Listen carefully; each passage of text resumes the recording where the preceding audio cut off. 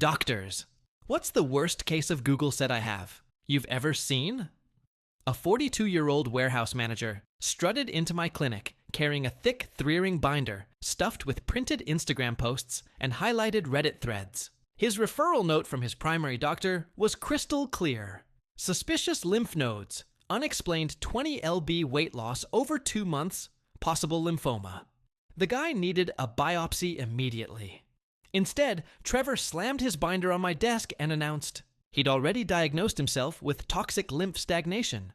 He'd learned about it from some wellness coach on Instagram who charged people $500 for juice cleanses. Trevor was absolutely convinced that drinking an entire stalk of celery juice every morning was already flushing the cancer out of his system. When I gently explained we needed to do a PET scan and tissue biopsy to determine what was actually wrong, he cut me off mid-sentence. He said radiation would wake up the disease and make it spread faster. He'd read that on some blog called Natural Healing Warriors or something equally ridiculous. Then he reached into his backpack and pulled out a mason jar. I thought it was more celery juice. Nope. It was a stool sample he'd collected at home. He asked me to test it for spiritual parasites because his Instagram guru said all cancer starts in the gut with negative energy blockages. I suggested we at least run basic blood work to establish baseline numbers. Trevor shook his head and told me he'd already done his own testing with a kit he bought on Amazon for $30. According to his results, he had no bad energy markers in his system, so he was healing perfectly. The guy argued with me for 45 minutes straight. Every time I tried to explain why proper medical testing was crucial, he'd flip through his binder and quote some random blog post about how doctors just want to poison people with chemotherapy for profit. He kept saying, mainstream medicine killed his aunt, even though she died at 89 from natural causes. Trevor left my office that day, promising to prove me wrong. He said he'd be back in a month, completely cured, just to show me how powerful natural healing could be. I documented everything in his chart and sent a detailed note to his primary doctor expressing my serious concerns. 3 weeks later, Trevor's girlfriend called our office in tears. She'd been begging him to get a second opinion because he was getting worse fast. His lymph nodes were visibly swollen now. He'd lost another 10 LEBs, and he could barely walk upstairs without getting winded. She'd finally convinced him to come back, but only because she threatened to leave him if he didn't. Trevor showed up looking like a skeleton. His clothes hung off his frame, his skin had a grayish tint, and those lymph nodes in his neck looked like golf balls under his skin. But he was still carrying that stupid binder, still insisting his celery juice protocol was working, and he just needed to trust the process. He never made it to my office that day. Trevor collapsed in our waiting room while checking in at the front desk. His girlfriend started screaming for help as he hit the floor, unconscious and barely breathing. We rushed him straight to emergency surgery. The mass pressing against his spinal cord was so large it was cutting off nerve signals to his legs. The biopsy results came back 2 days later. Stage 4 non-Hodgkin's lymphoma. It had already spread to his liver, bones, and brain. If Trevor had listened to me during that first visit, if he'd gotten the biopsy when his cancer was still treatable, he might have had a real chance. Instead, he spent 2 months drinking celery juice while cancer destroyed his body from the inside. Trevor died 6 weeks later. His girlfriend told me he spent his final days regretting every single Instagram post he'd ever believed. A 42-year-old warehouse manager named Trevor walked into my clinic carrying a thick 3-ring binder filled with printed Instagram posts and highlighted Reddit threads. His primary doctor's referral note was clear: suspicious lymph nodes, unexplained 20-pound weight loss over 2 months, possible lymphoma. He needed an urgent biopsy. Instead, Trevor slammed his binder on my desk and declared he'd already diagnosed himself with something called toxic lymph stagnation. According to his Instagram wellness coach, a person charging $500 for juice cleanses, drinking an entire stalk of celery juice every morning was flushing the cancer from his system. When I gently explained that we needed a PET scan and tissue, or biopsy to make an accurate diagnosis, he interrupted. Radiation wakes up the disease and makes it spread faster, he said, quoting some blog called Natural Healing Warriors, or something equally ridiculous. Then he reached into his backpack and pulled out a mason jar. I thought it was celery juice. Nope. It was a stool sample he'd collected at home. He asked me to test it for spiritual parasites because his Instagram guru claimed all cancer starts in the gut with negative energy blockages. I suggested we at least run blood work to get baseline numbers. Trevor refused, saying he'd done his own testing with a $30 kit from Amazon. According to his results, he had no bad energy markers, meaning he was healing perfectly. For 45 minutes, he argued with me. Every time I tried to explain the importance of proper medical testing, he flipped through his binder, quoting blogs on how doctors poison people with chemotherapy for profit. He said mainstream medicine killed his aunt, though she died at 89, of natural causes. Trevor left promising to return cured, to prove me wrong and show how powerful natural healing was. I documented everything and warned his primary doctor. 3 weeks later, his girlfriend called crying. She begged him to get a second opinion. He was deteriorating fast. Lymph nodes now visibly swollen. He'd lost 10 more pounds and couldn't walk upstairs without getting winded. She forced him to come back, threatening to leave if he didn't. Trevor arrived looking like a skeleton. Clothes hung off his frame. His skin had a gray tint. Lymph nodes the size of golf balls bulged beneath his skin. Yet he clung to his binder, still insisting celery juice was working and needing to trust the process. He never made it into my office. Trevor collapsed while checking in at reception, unconscious and barely breathing. We rushed him to emergency surgery. A massive tumor pressed against his spinal cord, cutting off nerve signals to his legs. 2 days later, biopsy confirmed stage 4 non-Hodgkin's lymphoma. Cancer had spread to liver, bones, brain. If Trevor had listened, if he'd gotten tested during his first visit, he might have had a fighting chance. Instead, he spent 2 months drinking celery juice while cancer ravaged his body. Trevor died 6 weeks later. His girlfriend said he spent his final days regretting every Instagram post he'd ever believed. Story 2. My girlfriend said, "Your brother assaulted me last night." I said, "That's horrible." Then I showed her my brother had been in hospital for 3 weeks. Her story fell apart quickly. And then I, 32 male, used to think of love as a fortress. With Sarah, 29, I thought we had built one brick by brick over 3 years. A safe place of trust and mutual respect. I was wrong. She wasn't my partner in building a fortress. She was a saboteur, patiently waiting to dynamite the foundations and blame the rubble on someone else. And the person she chose to blame was my brother, Daniel. The last month had been hell. Daniel, my younger brother by 3 years, and my best friend by a lifetime, had been in a horrific car accident. A drunk driver ran a red light, T-boning his car and shattering his legs. He'd been in the ICU for a week and was now in a long-term recovery ward at St. Mary's Hospital, facing a grueling series of surgeries and months of physical therapy. My life had become a triangle of work, home, and the sterile, antiseptic-smelling corridors of the hospital. Sarah had seemed supportive at first.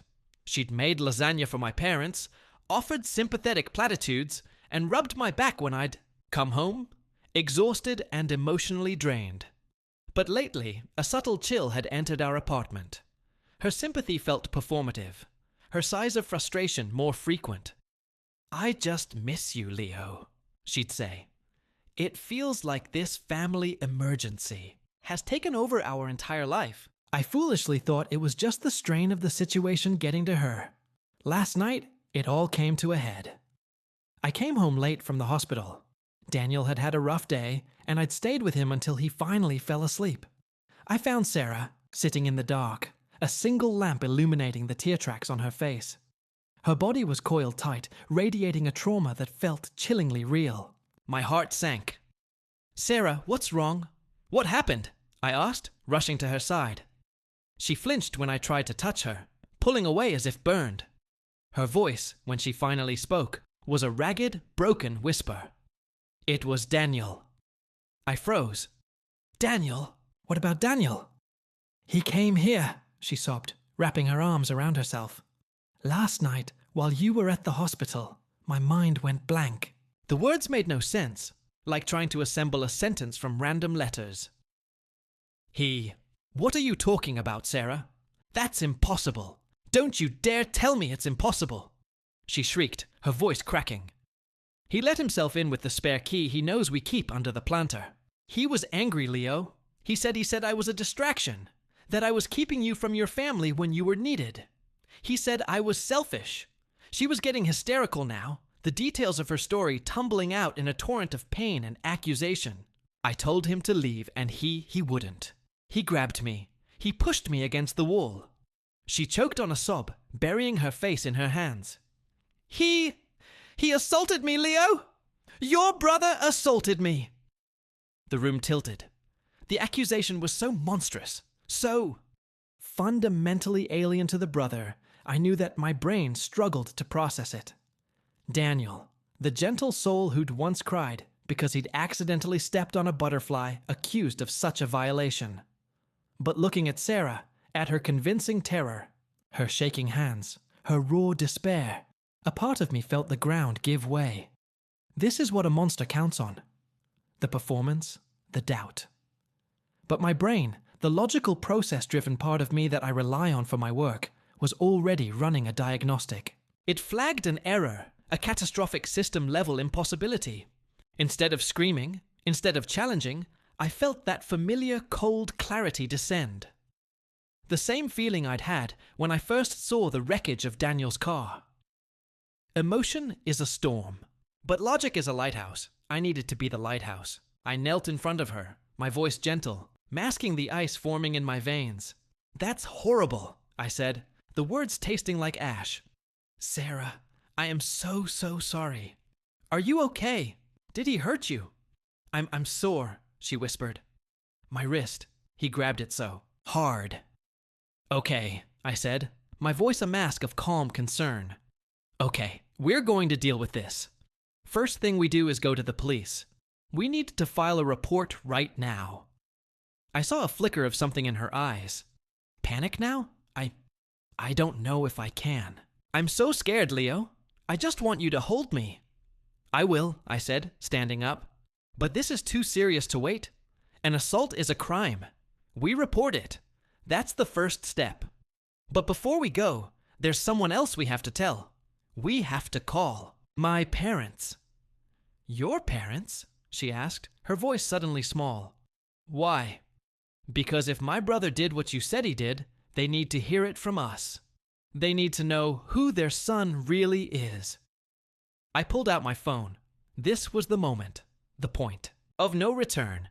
I was giving her one last chance to abandon this insane, destructive lie. She didn't take it. She just nodded mutely.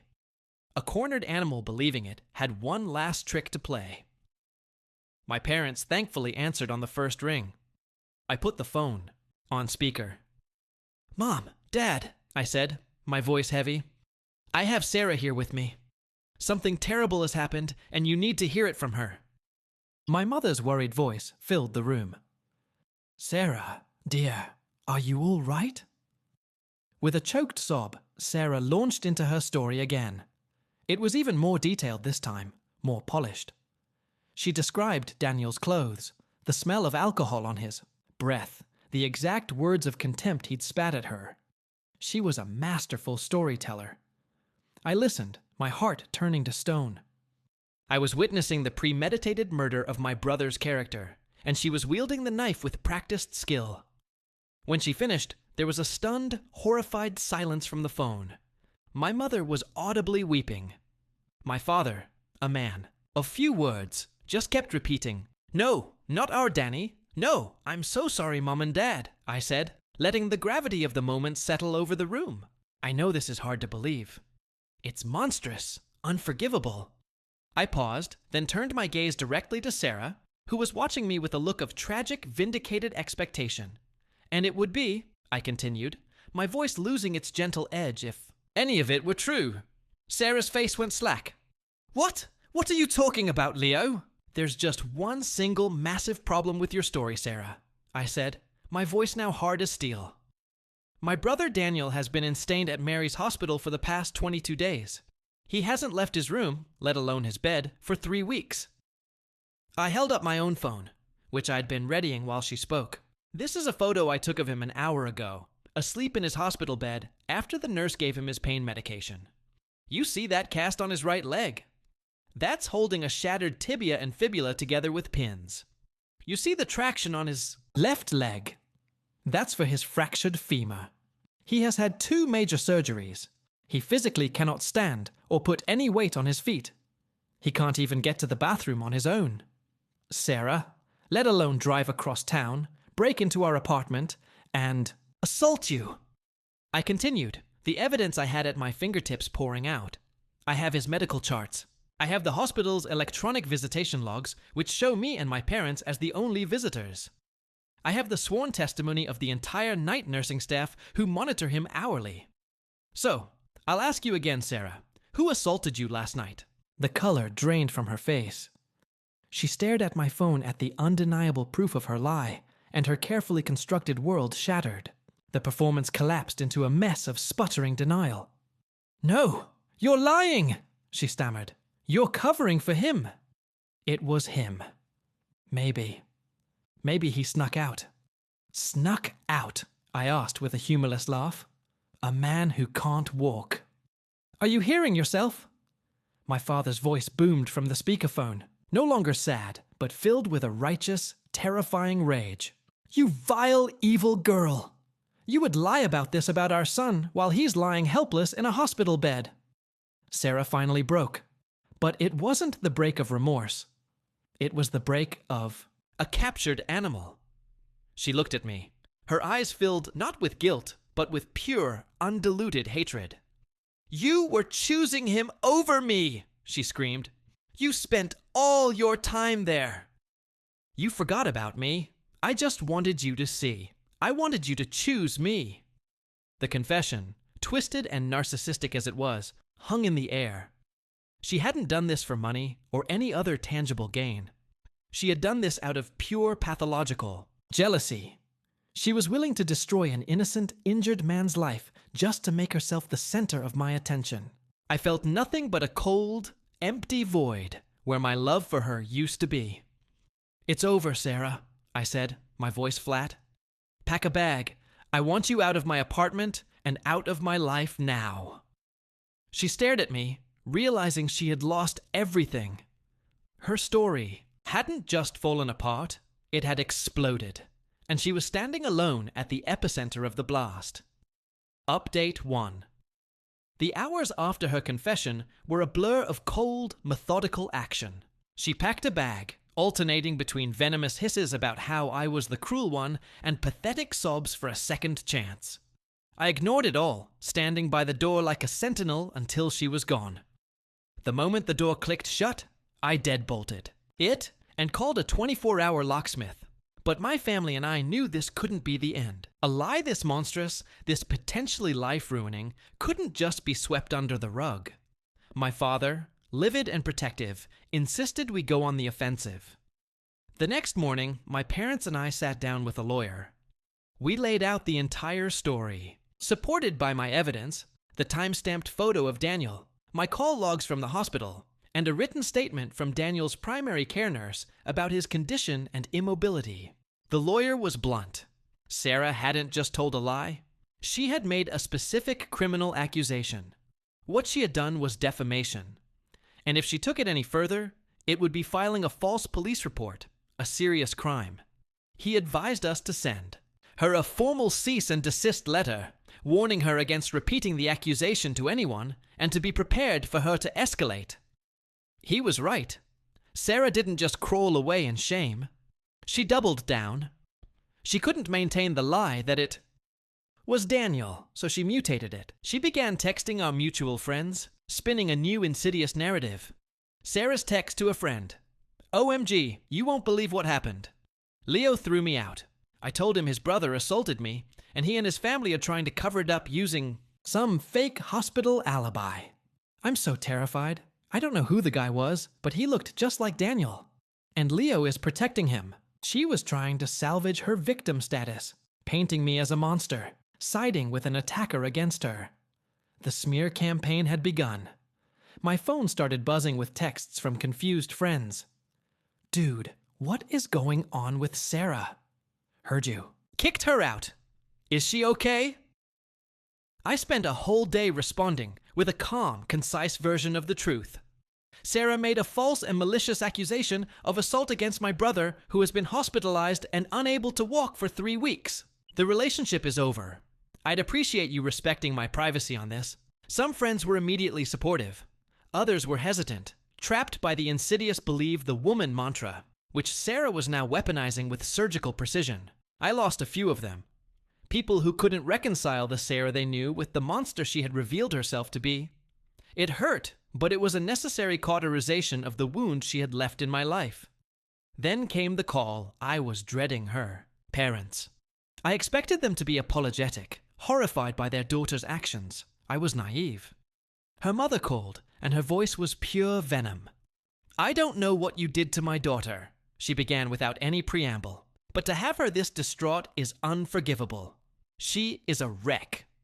You and your family with all your money and your fancy lawyers ganging up on her. She told us you're covering up for whoever attacked her. I was dumbfounded. Are you serious? I asked. Your daughter admitted she lied. She confessed that she made up the entire story about my injured brother because she was jealous. She needs serious psychological help, not enablers. She was under duress, her father yelled, grabbing the phone. You coerced her. Well, see you. In court. They hung up. It was then I knew this was going to get much, much worse. They weren't just defending her. They were funding the next wave of her attack. Update 2. A week later, I was served with papers. Sarah, backed by her parents, had not only filed a police report, but had also filed for a temporary restraining order against me, claiming I had threatened her, and she was in fear for her life. The police report cleverly omitted Daniel's name, now describing an unidentified assailant who bore a striking resemblance to Daniel Thorne and alleging that I was obstructing justice by refusing to help her identify him from Daniel's circle of friends. It was a masterstroke of malicious fiction. She was trying to legally compel me into participating in her fantasy, painting me as a co-conspirator in a cover-up. The restraining order was pure harassment, a tool to disrupt my life and paint me as the aggressor. My lawyer was prepared. We appeared in court for the restraining order hearing. Sarah took the stand, giving an Oscar-worthy performance of a terrified victim. She spoke of my sudden rage, my cold eyes, and how my family's immediate and unified denial made her fear they would do anything to silence her. Then it was my turn. My lawyer didn't just refute her claims. He systematically dismantled her credibility. He presented Daniel's complete ironclad medical alibi. He presented the text messages where she was trying to spread the new mutated version of her story to our friends. He then called a surprise witness, a former friend of Sarah's from college, a woman who had reached out to me after hearing what was happening. On the stand, this woman recounted a story from 6 years prior, where Sarah, after being dumped by a boyfriend, had falsely accused him of slashing her tires to get him in trouble with the police. The charge was eventually dropped, but the damage was done. It established a clear and damning pattern of vindictive, manipulative behavior. The judge, a stern woman who had seen it all, looked at Sarah with unconcealed disgust. She didn't just deny the restraining order. She took the extraordinary step of lecturing Sarah from the bench about the gravity of her actions and the damage false accusations do to real victims. The case was dismissed with prejudice. The police investigation into the assault concluded just as quickly. After reviewing Daniel's alibi, they closed the case, but they opened a new one. A criminal investigation into Sarah for filing a false police report. The district attorney's office, armed with the evidence from the restraining order hearing and my full cooperation, decided to press charges. The war Sarah had started had now turned on her completely. Final update. The past year has been a long road, but it's finally over. The wheels of justice turned slowly, but they grind exceedingly fine. The criminal case against Sarah concluded 2 months ago. Faced with the irrefutable evidence and the testimony of her former friend, she had no choice but to take a plea deal. She pled guilty to filing a false police report, a misdemeanor that will nonetheless follow her for the rest of her life. She was sentenced to 2 years of probation, a significant fine, mandatory psychological counseling, and 300 hours of community service at a center for actual victims of assault. A sentence of almost poetic justice. My civil suit against her for defamation and malicious prosecution settled out of court. Her parents, finally seeing the bottomless pit of legal and financial trouble their daughter had created, agreed to a settlement that covered all my legal fees and included a substantial sum, which I immediately donated in Daniel's name, to a charity that supports victims of drunk driving accidents. The settlement was contingent on her signing a legally binding non-disclosure agreement, preventing her from ever speaking or writing about me or my family again. Daniel is walking again. The physical scars are fading, but the emotional ones run deeper. The knowledge that someone could target him with such a vile lie while he was at his most vulnerable has changed him, made him more weary. But our family is stronger than ever. The crisis forged us in fire, and the bond we share now is unbreakable. I sometimes reflect on Sarah's motive, that desperate, pathetic need to be the center of my world.